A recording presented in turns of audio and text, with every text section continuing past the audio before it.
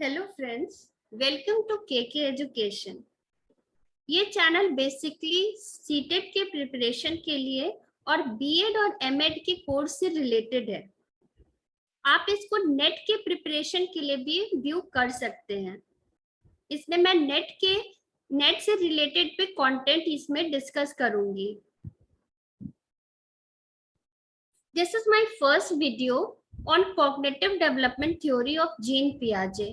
अगर मेरा वीडियो आप लोगों को इंफॉर्मेटिव लगे तो इसको जरूर से लाइक कीजिए, शेयर कीजिए और मेरे चैनल को सब्सक्राइब कीजिए ताकि मैं ज्यादा से ज्यादा इंफॉर्मेटिव वीडियोस और आपकी क्वेरीज से रिलेटेड वीडियोस इस चैनल पे ला सकूं। So let's start cognitive development theory of Jean पियाजे। सबसे पहले ये बेसिक कॉन्सेप्ट से स्टार्ट होता है। बेसिक कॉन्सेप्ट्स इसमें है सबसे पहला स्कीमा, एसिमिलेशन, एकोमोडेशन और लास्ट में दोनों का सामंजस्य जो होता है वो इक्विलिब्रियम के नाम से जाना जाता है। तो कॉग्निटिव डेवलपमेंट थ्योरी का सबसे इंपॉर्टेंट जो कॉन्सेप्ट है वो है स्कीमा। स्कीमा आप समझ सकते हैं कि ये एक तरह का मेंटल टेम्पलेट है। A schema is a category of knowledge or mental template that a child develops to understand the world.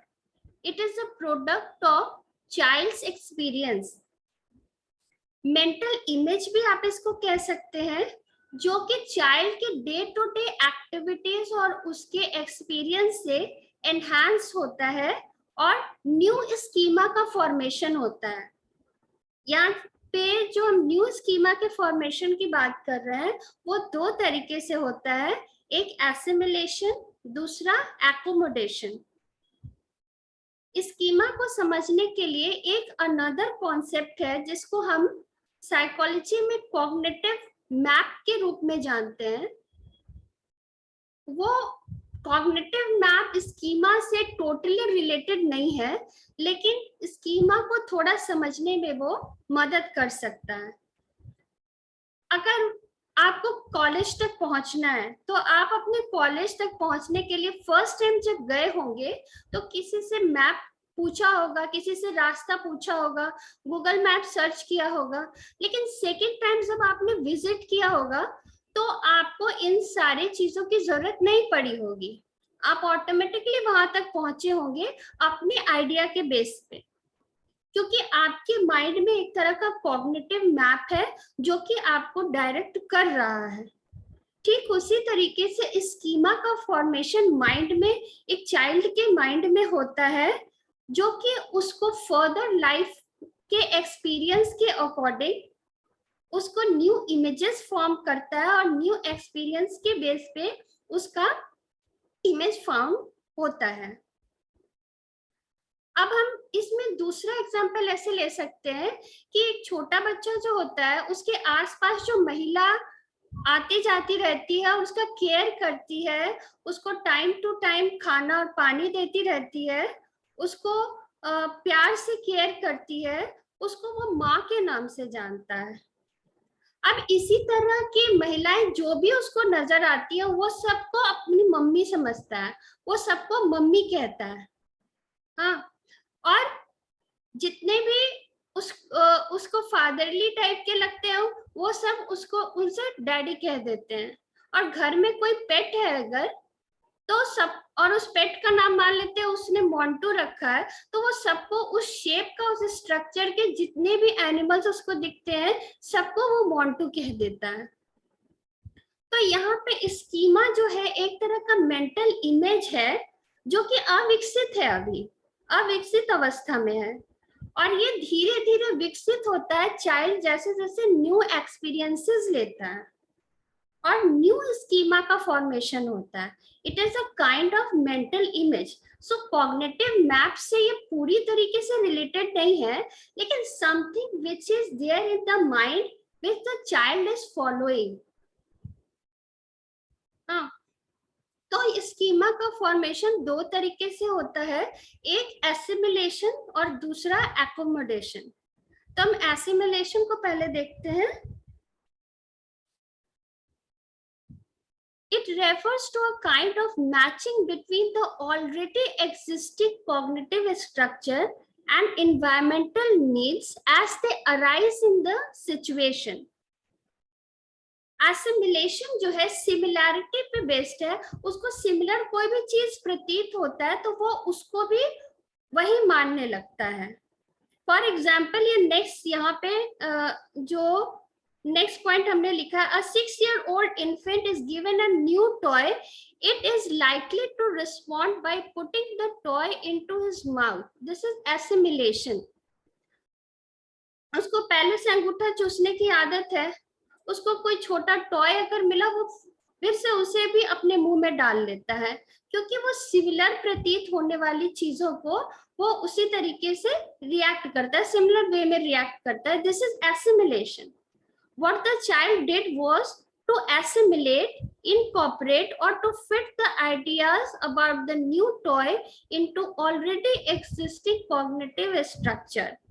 पहले से जो कॉग्निटिव स्ट्रक्चर था, पहले से जो स्कीमा था, उसी आइडियाज के बेस पे उसने न्यू टॉय की भी आइडिया को इनकॉर्पोरेट किया है, उसी में उसने फिट किया है। उसने कोई नया आइडिया नहीं बनाया है, बल्कि पहले के आइडिया पर ही वो नए कॉन्सेप्ट को डाल रहा है, पहले के आइडियाज को ही वो नए कॉन्सेप्ट में भी डाल रहा है। तो ये एसिमिलेशन हुआ। एसिमिलेशन का एक और एग्जांपल हम देना चाहेंगे आप लोग को एकोमोडेशन से रिलेट करके। मान लेते हैं कि आपके घर में कुछ गेस्ट आए, 4-5 गेस्ट आए, 4-5 लोग आए हुए हैं और आपके पास एक लिमिटेड हाउस है, तो आप क्या कीजिएगा कि उसी में आप एडजस्ट करने का कोशिश कीजिएगा विदाउट डिस्टर्बिंग योर फर्नीचर। आप फर्नीचर्स को दूसरी तरफ नहीं कर रहे हैं, आप स्पेस नहीं बढ़ा रहे हैं, आप कुछ नहीं कर रहे हैं, उसी में आप एडजस्ट करने की कोशिश कर रहे हैं। हाँ, it is a kind of assimilation is a kind of adjustment. तो जब पुरानी ही आइडियाज पे आप नए आइडियाज को भी बेस कर रहे हैं तो ये एसिमिलेशन हुआ। और अगर आपके घर में 4-5 लोग आए हुए हैं और आप एक न्यू एरिया ले लेते हैं, एक नया रूम ले लेते हैं बगल में, और आप अपने फर्नीचर्स को शिफ्ट करते हैं, घर में स्पेस बनाते हैं और उसके बाद वो 4-5 लोगों को एडजस्ट करते हैं, तो इसको हम एकोमोडेशन कहेंगे। एकोमोडेशन में न्यू थिंकिंग आया, न्यू आइडियाज आया। यहाँ पे मैंने मेंशन किया, आप लोग पढ़ सकते हैं कि न्यू आइडियाज आ रहे हैं इसमें और न्यू थिंकिंग आ रहा है, लेकिन एसिमिलेशन में हम ऐसा कुछ नहीं कर रहे हैं। तो एकोमोडेशन का हम फर्स्ट पॉइंट पढ़ते हैं। In other case where the toy is very big, now instead of sucking the child may respond by pushing or grasping the toy. अब मान लेते कि वो छोटा टॉय था तो उसने मुंह में डाला, लेकिन अगर बड़ा टॉय उसको मिल जाता है तो उसको वो धक्का देने की कोशिश करता है, उसको पकड़ने की कोशिश करता है। तो यहाँ पे स्कीमा का फॉर्मेशन जो हो रहा है दूसरी तरीके से हो रहा है, वो न्यू आइडियाज के तरीके पे हो रहा है ना। तो इसको हम एकोमोडेशन कहेंगे। ये सेकेंड पॉइंट है यहाँ पर, one tries to accommodate or adjust to new ways of the thinking and behaving in place of assimilation or behaving in same old fashion। तो एसिमिलेशन सेम ओल्ड फैशन में behave करके adjust कर रहा है, accommodation new ways of thinking के साथ adjust कर रहा है। दोनों में स्कीमा फॉर्म हो रहा है, दोनों में आप जोड़ तोड़ हो रहा है और इस तरीके से न्यू स्कीमा का फॉर्मेशन हो रहा है। अब दोनों के बीच में क्या डिफरेंस हम देख लेते हैं।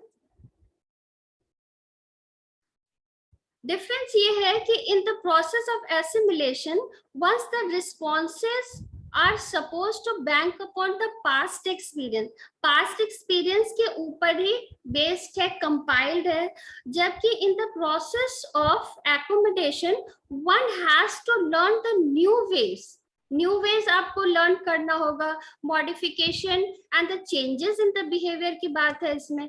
लास्ट में इक्विलिब्रियम है। अब दोनों के सामंजस्य, दोनों के हार्मोनियस रिलेशन को हम इक्विलिब्रियम के नाम से जानते हैं। यहाँ पे सेकेंड पॉइंट में देखिए, this adjustment mechanism was called equilibrium by the पियाजे।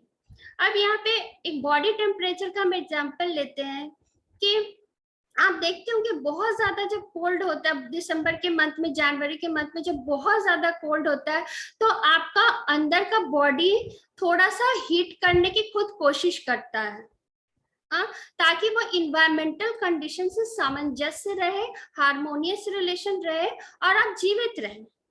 मान लेते हैं कि आपका बॉडी बहुत ज्यादा हाई अब दूसरा एग्जांपल ये बहुत ज्यादा हाई टेम्परेचर का हो जाता है या बहुत ज्यादा कोल्ड हो जाता है आपका शरीर, तो ऐसी अवस्था में आपकी मृत्यु निश्चित है या फिर आपका बहुत ही बुरा कंडीशन निश्चित हो जाएगा, किसी का भी बुरा कंडीशन निश्चित हो जाएगा।